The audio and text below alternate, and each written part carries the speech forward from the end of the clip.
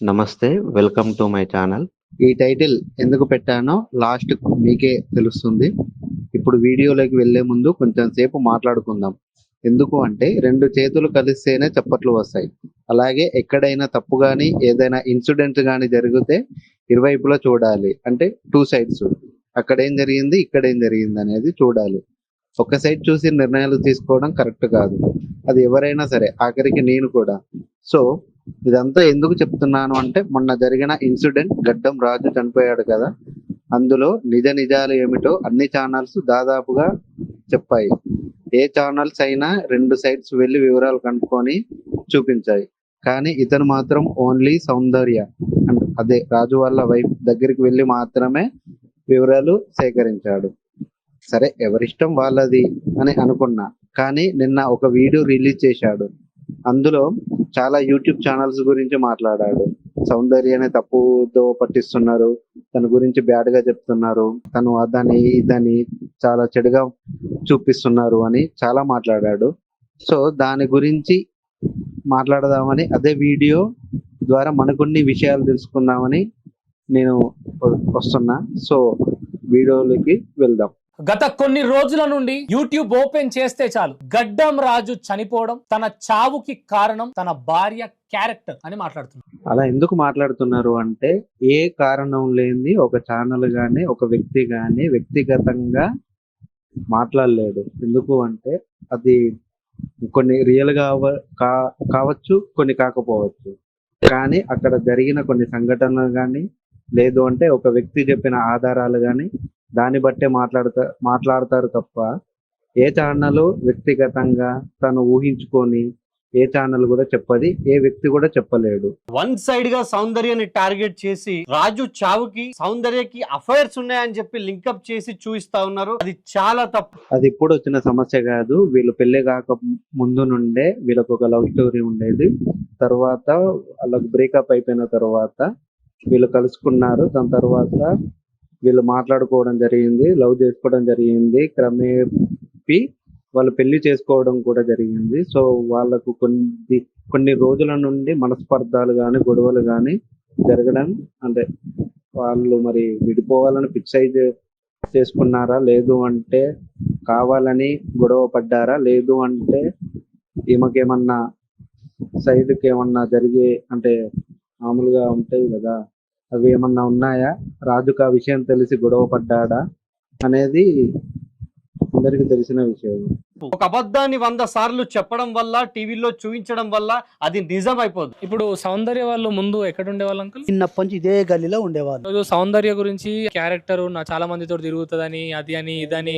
అమ్మాయి అలాంటిది అస్సలు కాదు. అమ్మాయి మీద అన్ని బ్యాడ్ గా అనుకుంటారు కానీ అసలు అమ్మాయి అలాంటిది కానే కాదు. చిన్నప్పటి నుంచి మేము చూస్తున్నాం ఆ పిల్లని, వాళ్ళు అలాంటి వాళ్ళు అయితే కాదు. ఇక వాళ్ళు రకరకాలుగా చెప్తున్నారు. బ్యాడ్ గా చూపించడానికి ఇవన్నీ చెప్తున్నారండి. అమ్మాయి అయితే అలాంటిది కాదు. ఇప్పుడు మీరు చూపించిన వీడియో ఎలాంటిది, అమ్మాయి గురించే మాట్లాడుతున్నారే తప్ప, అంటే అమ్మాయి ఆ కాలనీలో ఉండేదే కానీ అపార్ట్మెంట్ లో ఉండేది కాదు.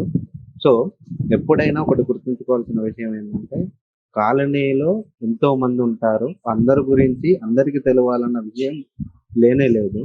సో నీకు కావాల్సింది అమ్మాయి క్యారెక్టర్ గురించి తెలవాలి అంటే, తన ఉంటున్నటువంటి అపార్ట్మెంట్ లో కానీ అడిగితే తన గురించి తెలిసే అవకాశం ఉంటుంది. జరిగే ప్రతి తప్పిదాలకు ఖచ్చితంగా ఒక రిసోర్స్ ఉంటుంది. దాన్ని కొంచెం క్షుణ్ణంగా పరిశీలిస్తే ఒక క్లారిటీ వస్తుంది.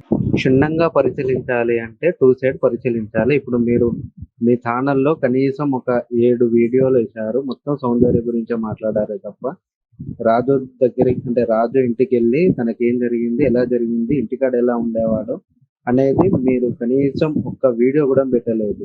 న్యూస్ ఇస్తున్నారు, ఇరువైపులో వినాలి. 2 సైడ్స్ విన్న తర్వాతనే డిసిజన్ తీసుకోవాలి. కానీ ముందే ఆమె ఇట్లా ఎఫైర్స్ ఉన్నాయి, అవి ఉన్నాయి, ఇవి ఉన్నాయి క్రియేట్ చేయాలి. ఎక్కడ కరెక్ట్ మాట్లాడింది, ఏదన్నా ఉంటే 2 సైడ్ల చూసుకున్న తర్వాతనే మనం వీడియో పెట్టాలి. లేదు అంటే తన గురించి మాట్లాడే అర్హత మనకు వస్తుందే తప్ప, నువ్వు ఓన్లీ ఒక సైడ్ మాత్రమే చూపించి, ఒక సైడ్ మాత్రమే మాట్లాడి రాజుదే తప్పు అంటే కరెక్ట్ కాదు, ఈమెది కూడా తప్పు అంటే కరెక్ట్ కాదు. సో అది మీకు వర్తిస్తుంది అది. ఎందుకంటే మీ ఛానల్లో చూసుకుంటే ఇప్పటి వరకు గడ్డం రాజు కానీ సౌందర్య గురించి పెట్టిన వీడియోలు మొత్తం 7 వీడియోలు అయితే మొత్తం సౌందర్య గురించే మాట్లాడారు తప్ప రాజు గురించి ఒక్క వీడియో కూడా మాట్లాడలేదు. ఎందుకు? ఇది వరకు న్యూస్ అంటే నిజం, నిజం అంటే న్యూస్, కానీ ఈ కాలంలో నిజంగా ఆ పరిస్థితులు ఉన్నాయా అనేది ఒక్కసారి ప్రజలు ఆలోచించాలి. ఈ అన్న పేరు నాకు తెలియదు, కొత్తగా వచ్చినట్టు ఉన్నాడు. నేను ఫస్ట్ టైం చూస్తున్నా ఈ వేదాంత ఛానల్లో.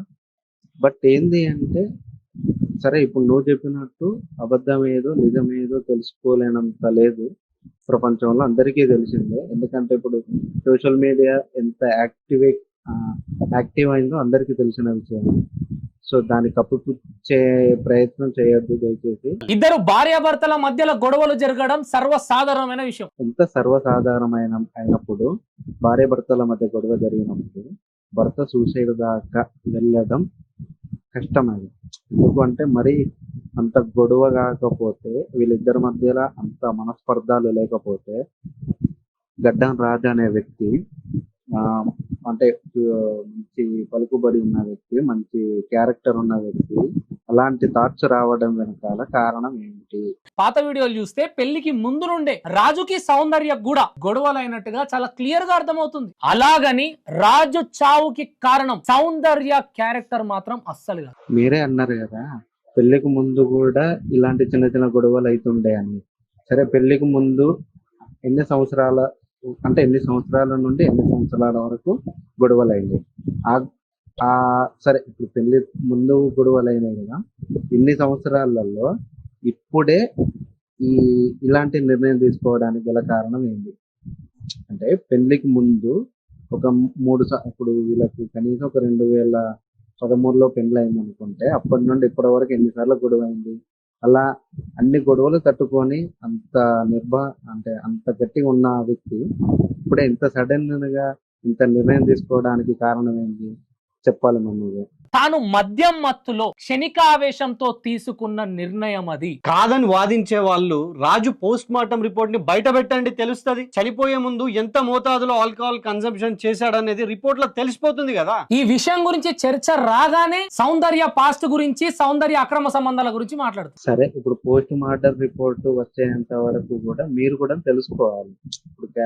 ఇప్పుడు సౌందర్య క్యారెక్టర్ ఎలాంటిదో తన వాయిస్ మెసేజ్లు కానీ, తన కాల్ రికార్డింగ్లు కానీ ఒక్కొక్కటిగా బయట పడతా ఉన్నది. అలాంటప్పుడు మీరు కూడా దాన్ని సమర్థించవద్దు. ఎందుకు అంటే ఇప్పుడు ఆల్మోస్ట్ సౌందర్య క్యారెక్టర్ ఎలాంటిదో అందరికీ తెలిసిపోయింది.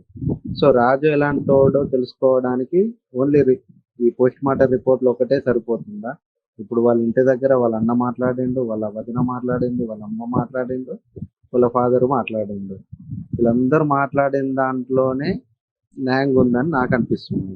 ఫస్ట్ కొంచెం క్లారిటీగా ఆలోచిస్తే, పెళ్లికి ముందు రాజుకి పాస్ట్ ఉండే, ఎట్ ది సేమ్ టైం సౌందర్య కూడా ఒక పాస్ట్ ఉండే. అండర్స్టాండింగ్ లేకపోవడమో లేకపోతే మ్యూచువల్ అండర్స్టాండింగ్ తో బ్రేకప్ అయితే జరిగింది వాళ్ళ పాస్ట్లతో. అండ్ వీళ్ళిద్దరు ఎప్పుడైతే పెళ్లికి ప్రపోజల్ చేసుకొని పెళ్లి చేసుకుందాం అనుకున్నారో అప్పుడు తన పాస్ట్ గురించి తను చెప్పడము, తిన పాస్ట్ గురించి తిన చెప్పడం జరిగింది. వీళ్ళిద్దరికి వాళ్ళ పాస్ట్ తోటి ఎలాంటి ప్రాబ్లం లేకుండా పెళ్లి చేసుకున్నారు. అక్కడ వరకు బాగానే ఉందన్నా. ఇప్పుడు వాళ్ళ పాస్ట్ వాళ్ళు సరిగ్గానే ఉన్నారు. గత కొన్ని రోజుల నుండి గొడవలు జరగడానికి కారణం ఏంది? మరి ఈ రోజు మాట్లాడే మీకెందుకు వస్తున్నది? అండ్ ప్రాబ్లం ఎక్కడొచ్చిందంటే, అనుమానం పాత రోగం అన్నట్టు ఎంతసేపు ఓవర్ పొజెసివ్నెస్ వల్ల, ఎక్కువగా రిస్ట్రిక్ట్ చేయడం వల్ల అమ్మాయిని వీళ్ళిద్దరి మధ్యన ఎక్కువ గొడవలు జరిగాయి తప్పితే మూడో వ్యక్తి వల్ల కానే కాదు. మూడో వ్యక్తి అంటే అదే మీరు అనుకునే అఫైర్స్ వల్ల, అక్రమ సంబంధాల వల్ల కాదు. ఈమె గురించి మొత్తం తెలియకపోవడం వలన, లేకుంటే సడన్ గా తెలిసి తట్టుకోలేకపోవడం వలన, అలాంటి నిర్ణయాలు తీసుకునే ముందు ఎంత ఆలోచించి తీసుకోవాలి. బట్టి మనిషి అయితే కాదు కదా. గడ్డం రాజు అనే వ్యక్తి సింగరు డైరెక్ట్ డాన్సరు. అలాంటి వ్యక్తి సడన్ గా అంత కఠిన నిర్ణయం తీసుకోవడానికి రీజన్ ఏంది? అసలు ఎందుకు అనుమానించేవాడు అని అడిగితే, ఎంతసేపటికి తను ముందు జాగ్రత్తతో అనుమానించేవాడు అని చెప్పింది తప్ప ఎవరితోటో తప్పు చేసి దొరికినందుకు అనుమానించింది అని ఎక్కడ చెప్పలేదు. అనుమానం రావడానికి కొన్ని కారణాలు ఉన్నాయి. ఒకటి కాల్ రికార్డింగ్ కావచ్చు, తన బిహేవియర్ కావచ్చు. ఎన్ని రోజులు మంచిగా ఉన్న వ్యక్తి సడన్ గా మారిపోయి తను తిట్టడం కానీ, తన మాట వినకపోవడం కానీ, ఇవన్నీ చేస్తున్నది అంటే చాలా రీజన్స్ అయి ఉంటాయి. అందులో ఒకటేం కాకపోవచ్చు. సో అంటే కట్టుకున్న భర్తకు అర్థమైపోతుంది. అలాంటప్పుడు తను చేయాల్సింది తను చేసింది. దాంట్లో తప్పేం లేదు రాజుది. ఇదే అనుమానం వల్ల, ఇదే ఓవర్ పొజిటివ్నెస్ వల్ల, and at the same time ఈ విషయంలో మిస్అండర్స్టాండింగ్స్ అవ్వడం వల్ల విచక్షణారహితంగా ఎన్నిసార్లు సౌందర్యని రాజు కొట్టినా, ఇలాంటి గొడవలతో ఇంట్లో పెద్దలు వాళ్ళింట్లో పెద్దలు మధ్యలో వచ్చి మీకు పెళ్లికి ముందే గొడవలు అవుతున్నాయి, వద్దు విడిపోండి అని చెప్పినా తనను మార్చుకొని తనతోనే బ్రతుకుతా అని చెప్పింది తప్ప నాకు వద్దు రాజు అని ఎప్పుడూ దూరం చేయలేదు. ఆ విషయం వాళ్ళ భార్య చెప్పలేకపోతున్నది కావచ్చు. ఒకవేళ చెప్తే మళ్ళీ తన భవిష్యత్తు ఎలా ఉంటుందో తను అర్థం చేసుకుని మరి అలా చెప్పింది అనుకుంటా. అది అన్ని విషయాలు నీకు చెప్పిందని, ఆమె చెప్పిన విషయాలు కరెక్టే అని నువ్వెలా నిర్ణయిస్తావు? ఇప్పుడు రాజు ఇప్పుడు నువ్వు అదే రాజుని అడిగితే మొత్తం బయట పెట్టవచ్చు, చెప్పలేం కదా. ఆమె ఏదో చెప్పిందని నువ్వు ఇలాంటి మాటలు మాట్లాడితే ఎట్లా అన్నా? చూసుకోవాలి కదా. అందుకే ఎప్పుడైనా ఖచ్చితంగా ఏదైనా గొడవ ఉంటే అంటే ఆ అమ్మ సైడ్ అడగాలి, ఇతని సైడ్ అడగాలి. అలాంటప్పుడే మనకు అర్థం అవుతుంది కదా ఎవరు తప్పు ఉన్నది, ఎవరు ఏ విధంగా మాట్లాడుతున్నారు అనేది. ఏంటన్నా చూసుకోవాలి కదా కొంచెం అన్నా.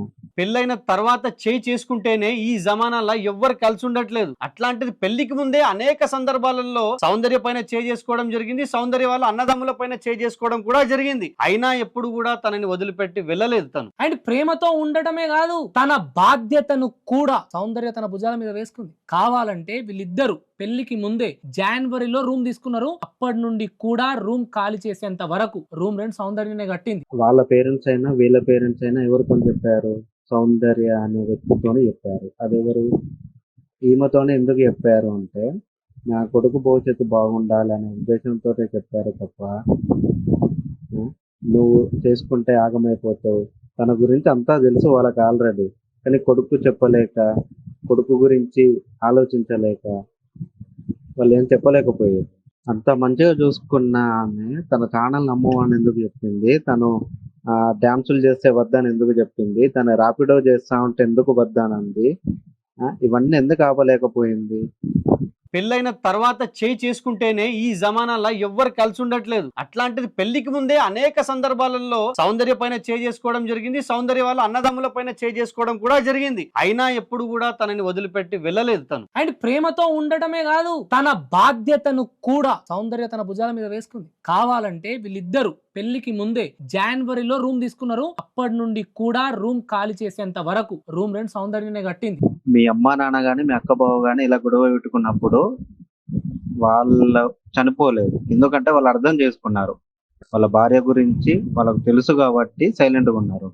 కానీ అదే రాజు వాళ్ళ భార్యను అర్థం చేసుకోలేకపోయిందా? అర్థం చేసుకుంటే ఇంత జరిగేదా? పోనీ వాళ్ళ భార్య గురించి అన్నీ తెలిసింది కాబట్టే, అర్థం చేసుకున్నాడు కాబట్టే ఇలాంటి నిర్ణయం తీసుకున్నాడు. దానికి తన క్యారెక్టర్ కి సంబంధం లేదు. అండ్ వ్యూవర్స్ కూడా తెలిసి తెలియకుండా ఒక అమ్మాయి క్యారెక్టర్ ని అసాసినేట్ చేస్తూ నోటికొచ్చిన బూతులను కామెంట్ చేస్తా ఉన్నారు. మీరు ఇప్పుడే చేశారు కదా అన్న, తాగి చికొట్టుడు గాని తిట్టడం గాని చాలా సార్లు చేశారు అని. మీరు చూశారా తిట్టడం కొట్టడం? ఒకరు చెప్తే తెలుసుకున్నారు, వాళ్ళు కూడా దగ్గరికి వెళ్ళి గాని వారు రూమ్ లో ఉండి గాని చూడలేదు కదా. అలాంటప్పుడు మీరు ఎలా గెట్ చేస్తారు? మీరు ఎలా జడ్జిల్లాగా మాట్లాడతారు?